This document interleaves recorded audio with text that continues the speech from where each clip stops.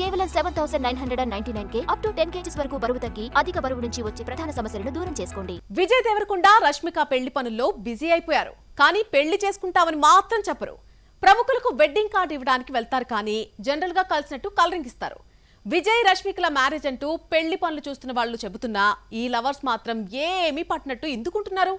పెళ్లికి ఇంకా 10 రోజులే సమయం ఉంది. ఎందుకంత సీక్రెట్ మెయింటైన్ చేస్తున్నారు? ఈ స్టోరీలో చూద్దాం. విజయ్ దేవరకొండ రష్మికల లవ్ స్టోరీ ఇవాల్టిది కాదు. 2018లో రిలీజ్ అయిన గీత గోవిందం నుంచి ప్రేమించుకుంటూనే ఉన్నారు. పండుగలకు పబ్బాలకు విజయ్ ఫ్యామిలీతో రష్మిక ఉంటుంది. హాలిడే ట్రిప్స్ కు విజయ్ ఫ్యామిలీ వెళ్తే అందులో రష్మిక కూడా ఉంటుంది. విజయ్ దేవరకొండ తమ్ముడు ఆనంద్ దేవరకొండ సినిమా ఈవెంట్ కు చీఫ్ గెస్ట్ గా రష్మిక వెళ్లి "నువ్వు నా ఫ్యామిలీ రా" అంటుంది. అంతలా అందరికీ అర్థమైపోయినట్టుగా ప్రేమించుకుంటున్నారే కానీ ఆ విషయాన్ని మాత్రం బయటకు చెప్పరు. చివరకు పెళ్లికి 10 రోజుల ముందు కూడా 7 అడుగులు వేస్తున్నామని చెప్పడానికి ఇష్టపడటం లేదు. ఆల్రెడీ జరిగిన ఎంగేజ్మెంట్ గురించి కూడా ఇద్దరు ఖండించలేదు. అవునని చెప్పకుండా మాటలు దాటేశారు.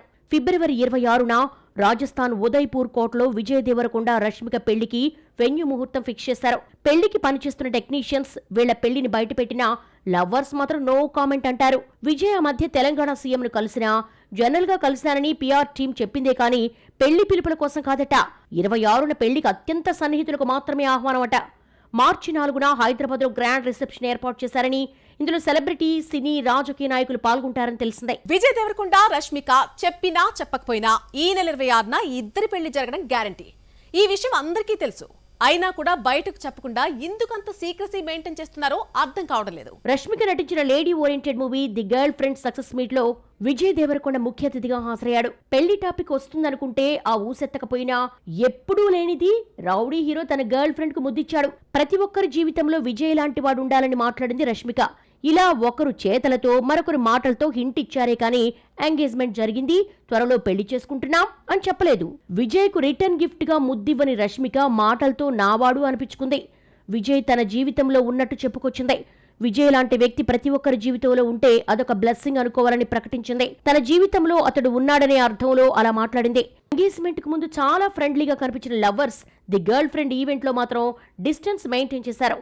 క్లోజ్ గా కనిపిస్తే ఎంగేజ్మెంట్ అయ్యింది, అందుకే ఇంత క్లోజ్ గా ఉన్నారు అని ప్రచారం చేస్తారన్న భయమో ఏమో కానీ లవ్వర్స్ అన్న ఫీలింగ్ రాకుండా బాగా నటించేశారు. పెళ్లి పనుల కోసం 10 రోజుల ముందే ఇద్దరు కలిసి వెళ్లకపోయినా ఒకరి తర్వాత మరొకరు రాజస్థాన్ వెళ్లిన ఎయిర్పోర్ట్ విజువల్స్ వైరల్ అయ్యాయి. పెళ్లి రోజు దగ్గర పడినా చెప్పకుండా పెళ్లి పనులు చేసుకుంటూ ఇప్పటికీ నటిస్తూనే ఉన్నారు. పెళ్లైతే ఎలాగో ఫోటోలు వస్తాయి కదా, వాటితోనే సమాధానం చెప్తారేమో మరి. శోభిత వ్యాఖ్యలు ఇండైరెక్ట్ గా సమంతకే తగిలాయా?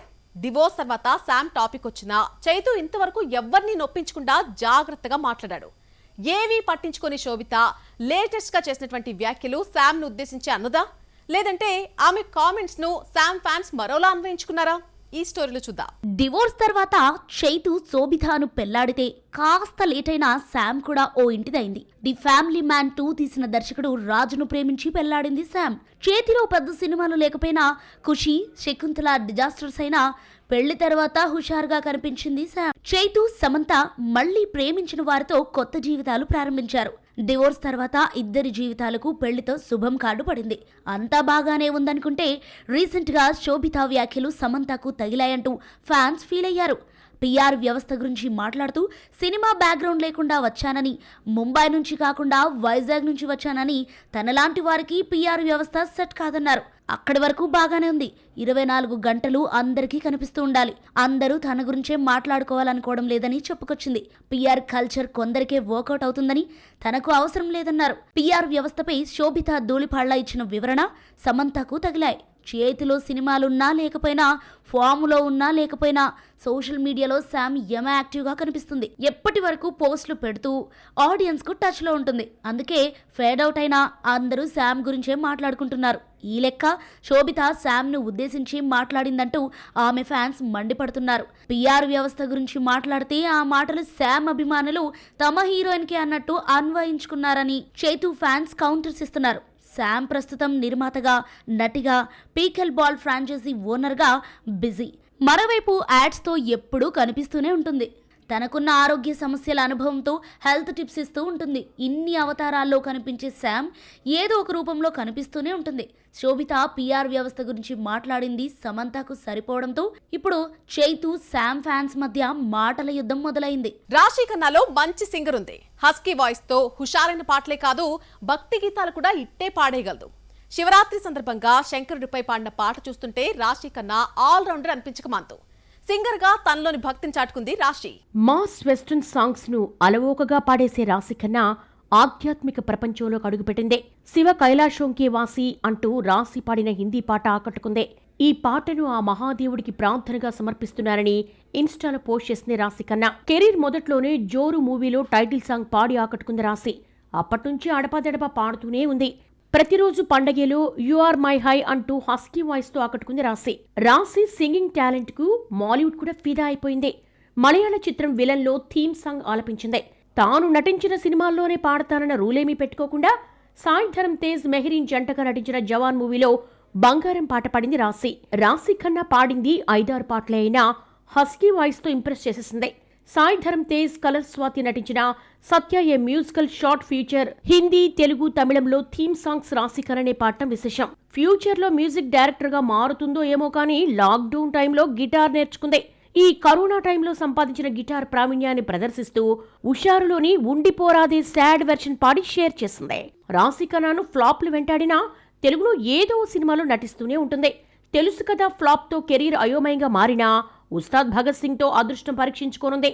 ఉస్తాద్ తప్ప తెలుగులో మరో మూవీ లేకపోయినా హిందీలో 3, తమిళంలో ఒక సినిమాతో బిజీగా ఉంది. సెన్సార్ టైటిల్స్ పై కొరడా జుల్పిస్తోంది. దీంతో రిలీజ్ కు ముందు టైటిలే పెద్ద సమస్యగా మారడంతో చేసేదేం లేక మార్చక తప్పడం లేదు. ఈ ఎఫెక్ట్ సినిమా రిజల్ట్ పై పడుతోంది. ఓపెనింగ్స్ పై ఎంత ప్రభావం పడుతుంది? టైటిల్స్ విషయంలో సెన్సార్ ఎందుకంత కఠినంగా వ్యవహరిస్తోంది? Watch this story. Suhas, Little Hearts fame Shivani Nagaram జంటగా నటించిన హే భగవాన్ 20న రిలీజ్ అవుతోంది. సినిమా పేరు మార్చాలని సెన్సార్ బోర్డు సూచించడంతో మార్చక తప్పలేదు. హే భగవాన్ను హే బలవంతగా మార్చినట్లు ప్రకటించారు. పేరు మారినా వినోదం ఏమాత్రం తగ్గలేదన్నారు నిర్మాతలు. హే భగవాన్ టైటిల్ క్యాచీగా ఉంది. చాలా సందర్భాల్లో దేవుడా, భగవంతుడా అనడం కామనే. ఇదే కోవలో కథకు తగ్గట్లు హే భగవాన్ టైటిల్ పెట్టారు మేకర్స్. రిలీజ్ కి ముందు టైటిల్ మార్చడంతో ఆ ఎఫెక్ట్ కలెక్షన్స్ పై పడుతుందా అన్న భయం లేకపోలేదు. కొత్త టైటిల్ క్యాచీగా లేకపోవడమే కాదు, మీనింగ్ కూడా కన్ఫ్యూజింగ్ గా ఉంది. ప్రధాని నరేంద్ర మోడీని చాయ్ వాలా అని సంబోధిస్తుంటారు. దాంతో ఆయన పేరు మార్చమని ముంబై సెన్సార్ అధికారులు కోరడంలో శివ కందుకూరి నటించిన చాయ్ వాలా సినిమా టైటిల్ను నవాబ్ కేఫ్ గా మార్చామని మేకర్స్ తెలిపారు. టైటిల్స్ మార్చుకున్న హే బల్వంత్, నవాబ్ కేఫ్ ఈ నెల 20న థియేటర్స్ లోకి వస్తున్నాయి. రీసెంట్ గా రిలీజ్ అయిన కపుల్ ఫ్రెండ్లీ టైటిల్ విషయంలో కూడా ఇదే జరిగింది. టైటిల్ గా ఫ్రెండ్లీ కపుల్ గా మార్చాలని సెన్సార్ సూచించగా మేకర్స్ నిరాకరించారు. ఆడియన్స్ లోకి బాగా వెళ్లిపోయిన టైటిల్ ను మార్చలేమని నిర్మాత చెప్పేయడంతో సెన్సార్ సినిమాకు ఏ సర్టిఫికెట్ ఇచ్చింది. రిలీజ్ కి ముందు టైటిల్ మార్చాల్సి రావడంతో నిర్మాతలు ఆందోళన వ్యక్తం చేస్తున్నారు. డిసెంబర్లో వచ్చిన వనవీర సినిమాకు ముందు వానరా అన్న టైటిల్ పెట్టారు. కొత్త టైటిల్ జనాల్లో సరిగ్గా రిజిస్టర్ కాగా ఓపెనింగ్స్ దక్కలేదు. గతంలో టైటిల్స్ చేంజ్ ఎప్పుడో ఒకసారి గాని జరిగేది కాదు. నరేష్ నటించిన పోలీసోడి పెళ్లాంను పోలీస్ భార్యగా, నాగబాబు దాదర్ ఎక్స్ప్రెస్ ను సూపర్ ఎక్స్ప్రెస్ గా చేంజ్ చేయాల్సి వచ్చింది. కానీ 2 నెలల తేడాలో 3 సినిమాలు టైటిల్స్ సమస్యను ఫేస్ చేశాయి. దేవుడి విషయంలో సెన్సార్ సెన్సిబుల్ గా ఆలోచించి కఠినంగా వ్యవహరిస్తోందని, దీంతో టైటిల్స్ మారాయని చెబుతున్నారు. ఈ లెక్కన మేకర్స్ టైటిల్స్ విషయంలో 1కి 10 సార్లు ఆలోచించాల్సిన అవసరం ఉంది. హీరో, డైరెక్టర్ ఎవరో తెలియకపోయినా స్టార్ హీరో చేతుల మీదుగా టీజర్ రిలీజ్ అయితే ఆ సినిమాకొచ్చే కిక్కే వేరు. ఏదో రెగ్యులర్ ఫార్మెట్ తో కాకుండా విజువల్ వండర్ క్రియేట్ చేస్తే హైప్ వస్తుందా? టీజర్ రిలీజ్ తర్వాత అందరూ మాట్లాడుకుంటున్న ఆ టీజర్ లో విషయం ఉందా లేదా? Have a look. పెద్ద కాపుతో హీరోగా పరిచయమైన విరాట్ కర్ణ నటించిన సినిమా నాగబంధం. శివరాత్రి సందర్భంగా వరల్డ్ ఆఫ్ నాగబంధం పేరుతో టీజర్ రిలీజ్ చేశారు. పాన్ ఇండియా మూవీగా సౌత్ లోని 4 లాంగ్వేజెస్ తో పాటు హిందీలో రిలీజ్ చేస్తున్నారు. ఈ వీడియో నిడివి 2.5 నిమిషాలున్నా ఒక డైలాగ్ కూడా లేకపోవడం విశేషం. అన్ని భాషల్లో రిలీజ్ కు వీలుగా టీజర్ ను డిజైన్ చేశాడు దర్శకుడు.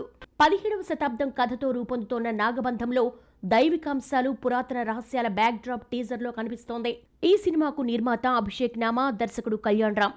డెవిల్ కు దర్శకుడుగా పరిచయమైన అభిషేక్ డైరెక్ట్ చేస్తున్న ఈ 2వ సినిమాను భారీ బడ్జెట్ తో తీస్తున్నాడు. క్లైమాక్స్ సీన్ కోసమే 20 కోట్లు ఖర్చు పెట్టారని సమాచారం. నభా నటేష్, ఐశ్వర్య మీనన్, జగపతి బాబు ముఖ్య పాత్రలో కనిపిస్తున్న నాగబంధం కథ సంప్రదాయాలు, పురాతన నిధులు, అంతుచిక్కని మిస్టరీ కాన్సెప్ట్తో రూపొందింది. సినిమాను సమ్మర్లో రిలీజ్ చేస్తున్నట్టుగా ప్రకటించారు.